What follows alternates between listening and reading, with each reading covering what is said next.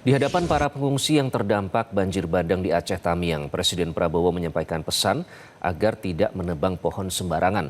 Dalam kesempatan itu, Prabowo juga meminta maaf jika ada masih yang belum teratasi dalam penanganan pasca banjir bandang dan longsor. Seperti itu.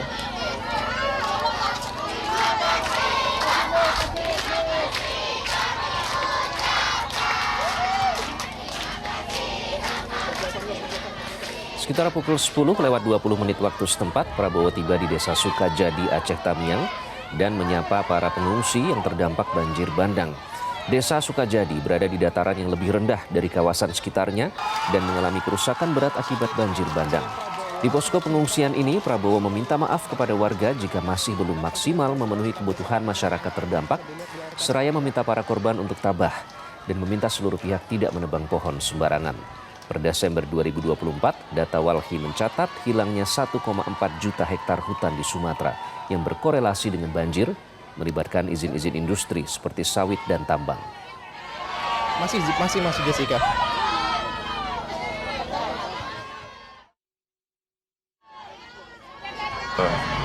Saya minta maaf kalau masih ada yang belum. Kita sedang bekerja keras. Mungkin listrik yang belum ya. Sudah mulai? Oh, oke. Iya. Ya, kita berusaha, kita tahu di lapangan sangat sulit ya. Keadaannya sulit, jadi kita atasi bersama. Saya kira itu saja ya.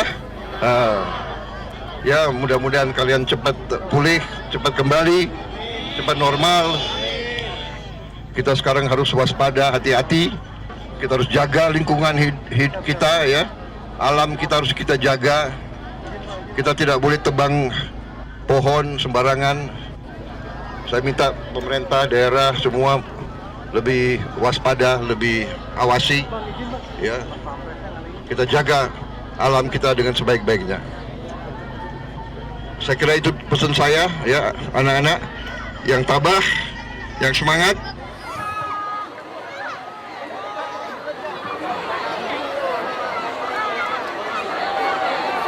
Setelah dari Aceh Tamiang, Prabowo menemui pengungsi di Kabupaten Takengon dan Bener Meriah.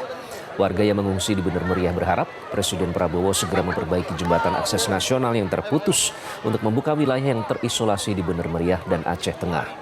Para pengungsi yang kehilangan tempat tinggalnya tidak bisa lagi meninggali rumahnya.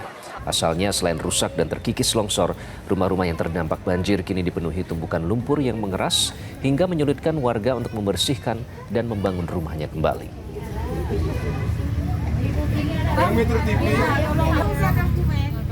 Jalan itu kan diselesaikan lah biar masyarakat bisa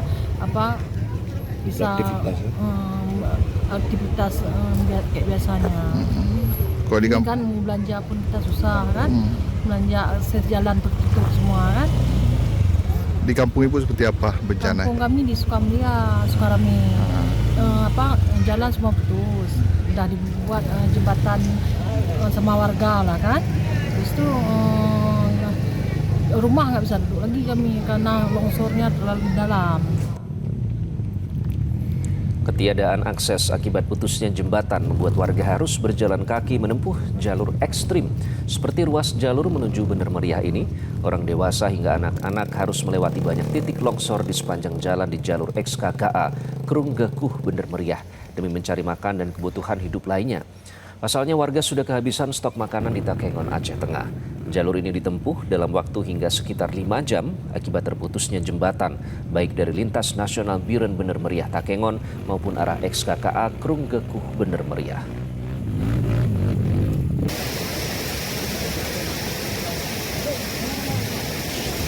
Jelajahi cara baru mendapatkan informasi. Download Metro TV Extend sekarang.